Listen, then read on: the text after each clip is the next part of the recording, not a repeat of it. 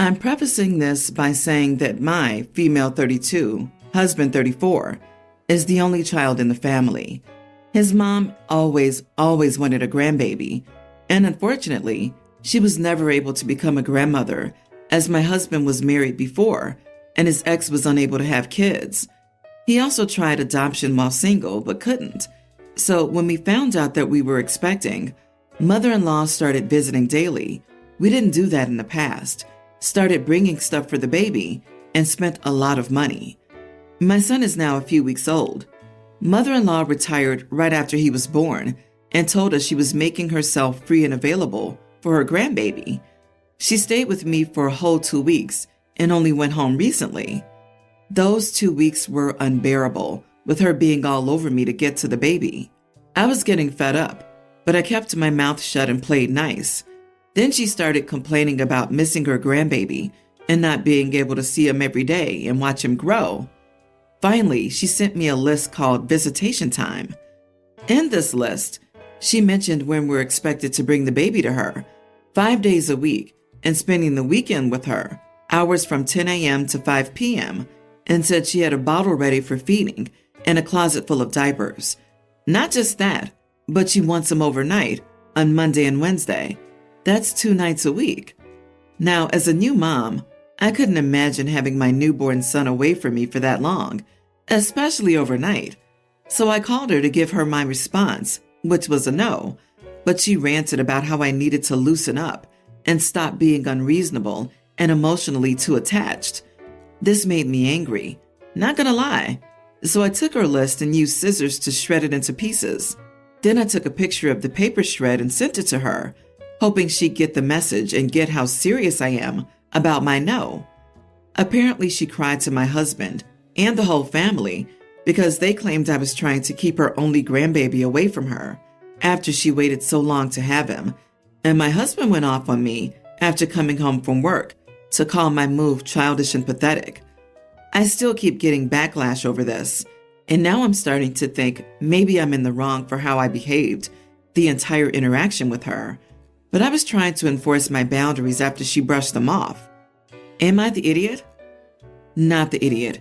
Your mother-in-law is crazy. This lady isn't just asking to take a newborn away from its mother. She's asking to replace its mother. That's crazy enough. But then when mom reasonably and very predictably says no, this mother-in-law keeps pushing for it. It is your baby. She isn't entitled to any control over your baby. You could tell her she isn't allowed to see him at all, and she wouldn't be able to do anything about it.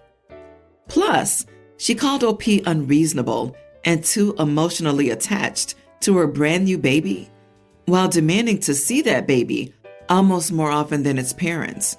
That woman is mental. If she's desperate enough, she might try and sue for grandparents' rights. Probably and hopefully won't work, considering how young the baby is, and testimony from both parents about how she is, but it's something she could try. Let this be a warning to you not to give in to her custody schedule.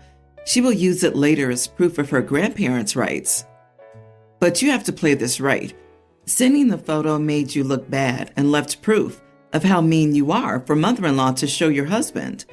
Instead, ignore her communication with you as much as possible. Make your plans for your son. Use Do Not Disturb to avoid being distracted by her communication. And don't take your child to mother-in-laws unless your husband is present. You aren't responsible for nurturing a relationship between mother-in-law and your child. Mother-in-law can visit you and your family when it's convenient for you. You don't owe it to her to take your child there. I can see where your husband might have thought you were childish with the photo you sent his mom. Your mother-in-law was way out of line, but instead of stooping to her crazy, take the high road and ignore it. No point giving mother-in-law any ammunition, not worth the stress. Stop it. The baby rabies is strong with mother-in-law. Grandma is bonkers, and OP's husband needs to stop being such a mama's boy and defend his still recovering from childbirth wife. OP is not the idiot. I live in a house in a semi-rural area. Think acre lots, not farmland. I moved in a year ago with just me and my dog. Neighbors are typical suburban types with the American flag on a pole, nice lawn, etc. I don't pay much attention to them. Last night their kids were setting off fireworks, driving my dogs crazy. I went out and asked them to please stop, since I thought the fireworks were probably illegal and it was causing a nuisance to the entire neighborhood. They told me they would be done in 10 minutes, so I went in and called the fire department, and they said that since I was in the county, the fireworks were not illegal. I figured I'd have to wait it out and cuddle my dogs, but I couldn't take it anymore when the fireworks were still happening 20 minutes later. I went and grabbed both my hoses and sprayed down the unused fireworks through our shared fence. They said I ruined $1,000 worth, and I asked how it would be 10 minutes with that much. He said it was none of my business. He said he was calling the police. I said, fine, go ahead, and his wife dragged him inside. I don't think I did anything wrong. I think I tried to work with them, and they lied to me. It wasn't fair to my dogs what they were doing. Am I the idiot? Edit. So, the cops just left my house after a 7 a.m. visit, and the result is I may be charged with misdemeanor destruction of property. You are the idiot. So you ruined their holiday because you were annoyed you had to comfort your dogs? I hugged my dogs for hours last night as neighbors shot fireworks off from all directions, and they are illegal in my state. But I minded my damn business because it's no different than a massive bout of thunder. My dogs will survive, and people can celebrate, especially considering how holidays have been for people the last 2 to 3 years. You sound like a miserable idiot trying to spread the misery. Considering the cops will charge you, I don't see how you could think you did nothing wrong. Are you an adult? Maybe next time you'll think twice. You tried to tell people what they could do on their property and ruin their holiday. You could have done about 1 million things before dousing their fireworks. Everyone's the idiot here. Neighbors should have been honest, or even given you a warning before the fireworks. But you did something technically illegal. You could have tried talking to them again, or calling the cops to complain about the noise. You would have hopefully been in a lot less crap then. My dad has passed away, and I've gotten all of his inheritance. My dad raised us in a strict military-style household. He was a horrible father who took things to the extreme in our childhood, and all of his children stopped talking to him. He treated us like we were his property and belittled us all the time, almost as if he hated our existence.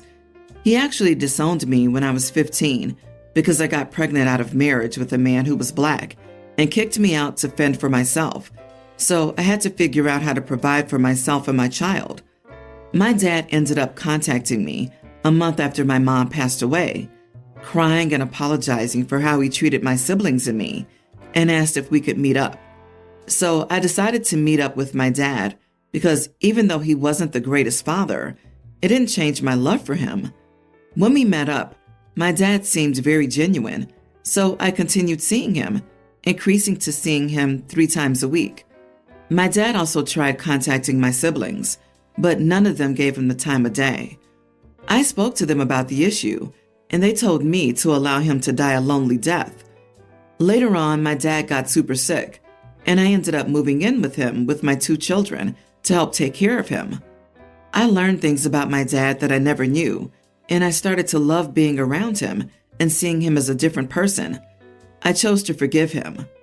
It was hard looking after my dad and 2 children as a single mother, but I pushed myself through it until his death.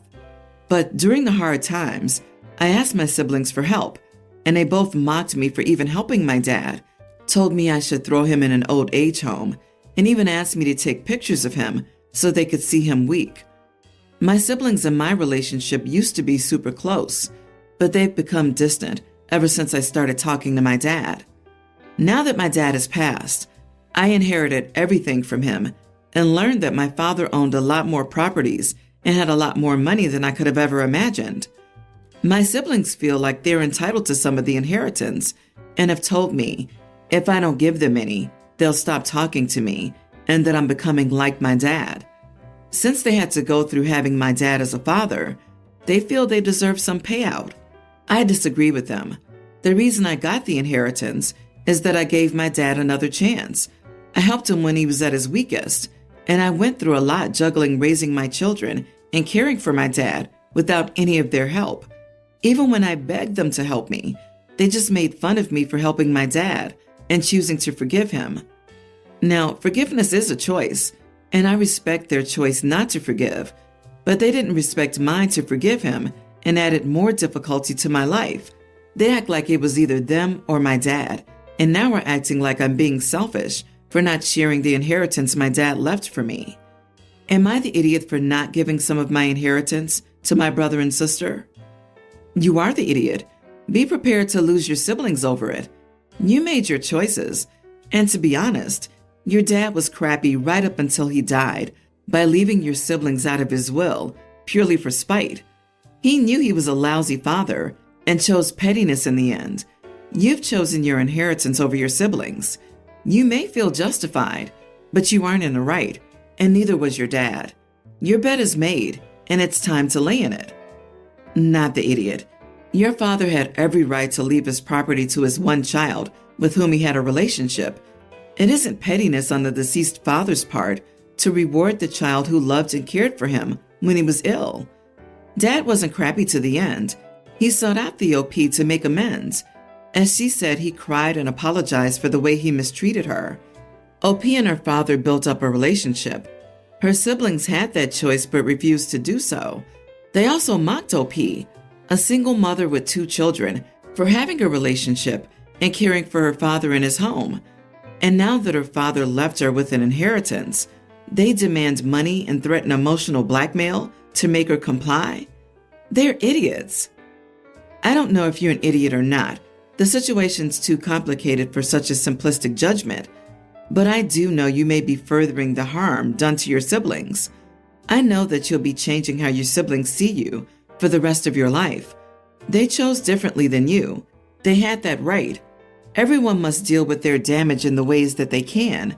It's absurd to suggest that abused people continue to have a relationship with their abuser. That's not why they deserve nothing. They deserve nothing because nobody's entitled to someone's inheritance. Her father could have donated it all to a charity or a stranger, and none of them would still be entitled. So good terms or bad terms, it doesn't matter. I don't understand why they deserve anything. Inheritance is essentially a gift that a dead person is giving. Update. Am I the idiot for not giving my inheritance to any of my siblings? I just want to clarify that I never asked my siblings to come over to my dad's house and care for him. The help I was asking for was to help with their niece and nephew. During the time my dad was sick, there were rules in place where my dad was only allowed one other person at the appointment, and his doctor's appointments were half an hour's drive away. Unfortunately, the babysitter for my children moved, so I was having difficulty finding a babysitter whom I trusted. I also want to clarify that I'm in no way upset at them for not choosing to forgive my dad. I'm upset at how they treated me for the choice I made to forgive, build a relationship, and care for my dad. They made a lot of low blows, using my past abusive relationship as ammunition. Now, I understand that they're dealing with a lot of trauma, and me seeing our dad may have opened some wounds. Maybe they feel like I chose their abuser over them, or they had to treat me the way they did for whatever reason.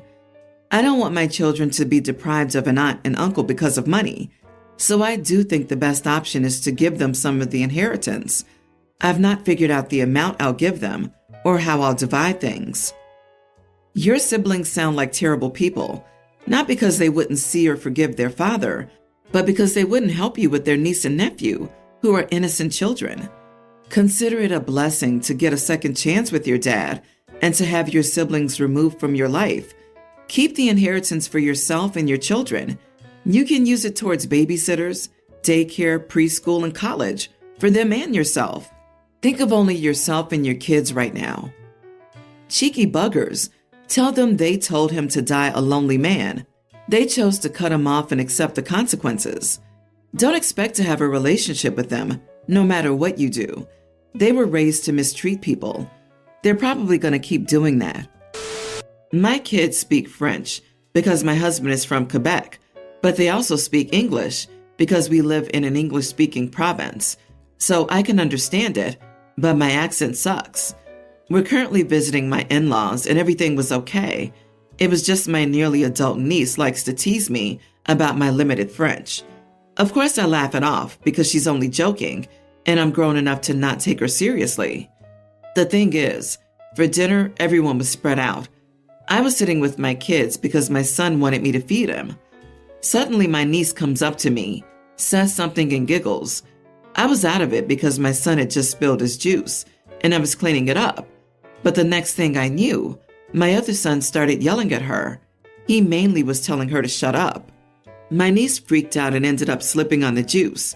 I immediately helped her up and called her parents, who started screaming at my son after she told them what had happened. I told them to cut it out and that their daughter said something to make my son react like that. My husband then talked to my son, who told them that my niece said something extremely disgusting about me. He refuses to tell anyone what she said. Finally, she admitted to saying something but won't clarify either. My husband told his sister, who said that my kid's probably making crap up and that he's lying and has anger issues. My son does have a problem with anger, but that is a genuine mental health issue he's seeing a professional for. Also, he's a tween. I didn't appreciate that, so I told my husband we were leaving. He agreed and told his sister that he was no longer paying for my niece's future. My sister-in-law and niece freaked. They begged me to talk to him, but I told them that I'd only speak with him if, number one, niece tells me what she said. Number two, they apologized to my son, genuinely. They called me a childish, selfish, and immature idiot that needs to stop being so uptight, sensitive, and dramatic over a tiny mistake, and to think about my niece's future as I'm ruining it. Am I the idiot for giving them conditions? They and my husband's other sisters think so. So does my sister, who thinks I should tell them to screw off. At that age, she should absolutely know better than to make rude remarks about people. You and your husband didn't have to fund your niece's future. You tried to do something nice, yet she chooses to be rude and nasty to you? She had to learn firsthand about biting the hand that feeds you. Plus, you gave them a reasonable compromise. Tell the truth and apologize to your son. If they don't want to do that, that's on them. Guess they don't need the money that bad. I think you probably need to remove yourself from this whole situation. Also, if they are, sister-in-law and niece, willing to let niece's future go to crap because they won't apologize, it's because they don't want your help enough. I'd even add another condition, that they apologize to you. Niece is old enough to know what she did was wrong. Even your son was old enough to understand. Niece does not get to bully you and make your family pay for her education. I agree. What she said had to be horrible. Kids will defend their parents from bad words, but based on her son's reaction, her freaking out because he understood, and no one willing to repeat it, it's bad. And to double down by insulting OP and the child, they get $0. I don't understand people who like to joke with those helping them.